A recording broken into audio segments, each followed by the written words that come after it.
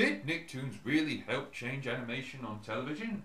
The first question to ask yourself is, what is so special about NickToons? Well, they were the first creator-driven cartoons, i.e. cartoons actually created by cartoonists. To see why this is important, I have to take you back to the 1970s of America. At this time, there were only 5 television channels: ABC, CBS, NBC, PBS, and Fox. Children's TV was neglected to the slots which did not have the highest viewers, i.e. weekday afternoons and weekend mornings. Due to America's church-going sensibilities, Saturday mornings provided the longest consecutive hours of children's entertainment.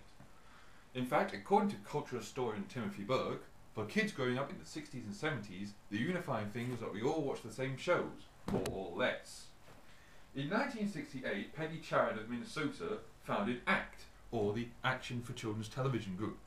In 1974, they petitioned the FCC, that's the Federal Communications Commission, to instigate a number of codes and conducts on children's television, including a decrease in violence, an increase in educational content, and a limiting of commercial time between animated programs to 10 minutes. Also at this time, local cable television was starting up, and Nickelodeon started the children's block on the Cube network of Columbus, Ohio on April Fool's Day 1979. ACT received a mighty blow when in 1980 the Reagan administration banished all previous codes and conducts of the FCC, as it went against the founding principles of free speech.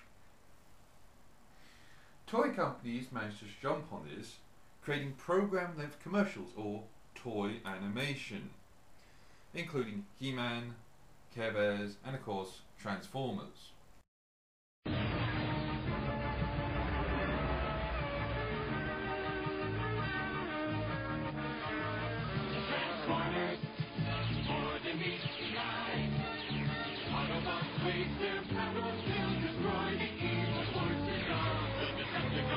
In fact, in June 1987, 8 out of the top 20 toys were released with their corresponding television cartoons. Other popular ways to choose what to make a cartoon about was to base it on something that was popular, i.e. a popular video game or live action movie. But let's forget about all the advertisers and the children and focus on who actually made the shows, the animators. Well, according to Butch Hartman, back in the 1980s, nothing was going on in animation. And I mean nothing. The most exciting thing to come out was the Black Cauldron. You know, Black Cauldron, yeah. According to John Kay, they had the stupidest way of deciding what to make a cartoon about. One way was a toy company would come up to you and say, "We've got this ugly toy and we want you to make a cartoon about it." Nothing was original. So not only was the content depressing to work on, but it was made on a highly inefficient production system. Basically, the production system was split into departments. Every department had its own head. The heads did not talk to each other, so there was no communication between the departments. And basically, it all went on to a big mess, and any creative thing you put into the cartoon did not appear at the end. Animation got a second act when in the 1980s a management change at the Walt Disney Company introduced a serious effort to create high-budget television animation. They forgo the toy animation of before and put a lot of money into character-driven stories and eventually created The Adventures of the Gummy Bears.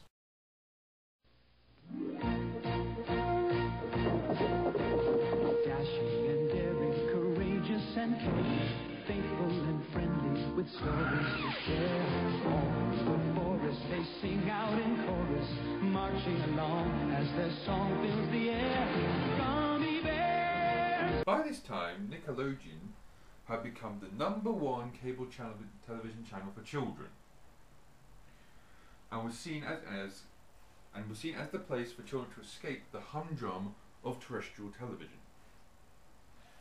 Nickelodeon executives like Vanessa Coffrey, big fans of Chuck Jones and etc., really backed the idea of creator-driven cartoons and scoured the country for like-minded, radical cartoonists such as John Kay, Jim Jenkins, and Arlene Paskin and Gabba Cospo. On August the 11th, 1991, they premiered 3 brand new cartoons. Doug,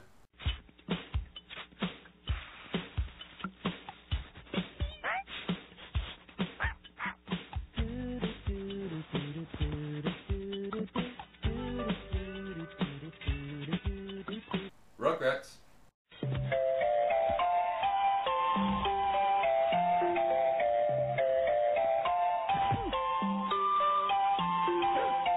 and Ren and Stimpy.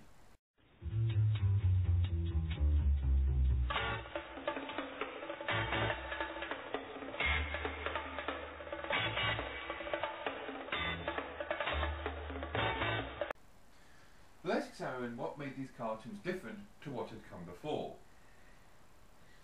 If you look at most cartoons, they were about adult characters facing their extreme out-of-this-world problems. Doug was about a typical kid whose biggest problem was probably trying to get a date with Patty Mayonnaise.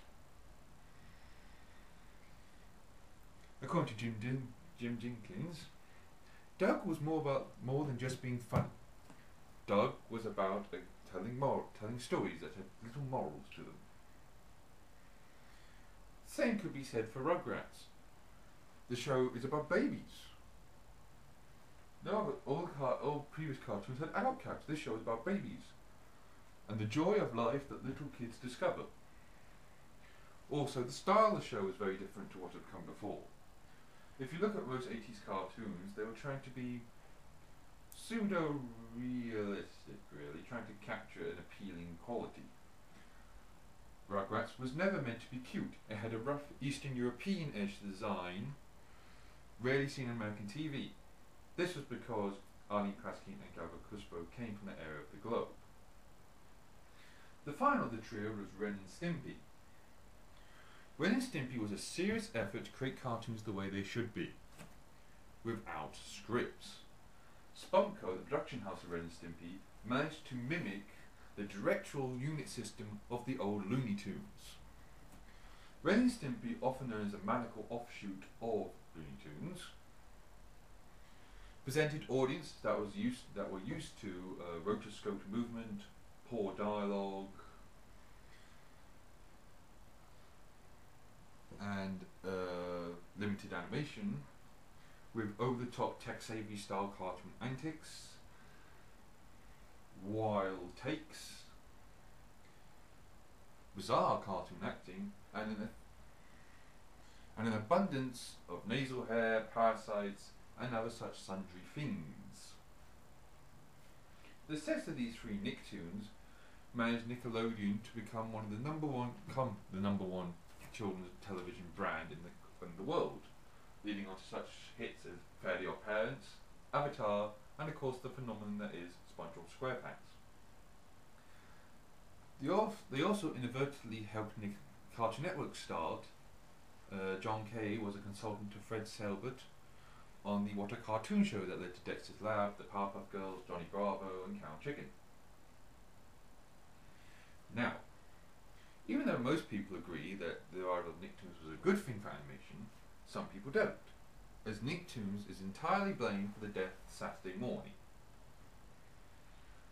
This angers the advertisers, as they do not have a surefire vehicle to hit 20 million kids, as children today don't have to wait till Saturday morning to see cartoons. They have cartoons presented to them 24 hours a day, 7 days a week. So you cannot expect 20 million kids to sit around the TV at one time.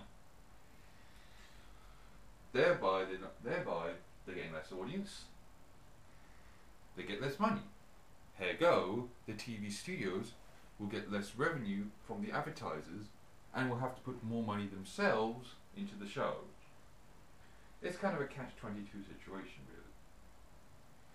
You want to make good shows to encourage better profits, but you can't expect the same revenue from the advertisers to help pay for the shows. Regardless, the question is that NickToons did in fact change animation on TV by giving animators the chance to create their own work. I'm a goofy goober!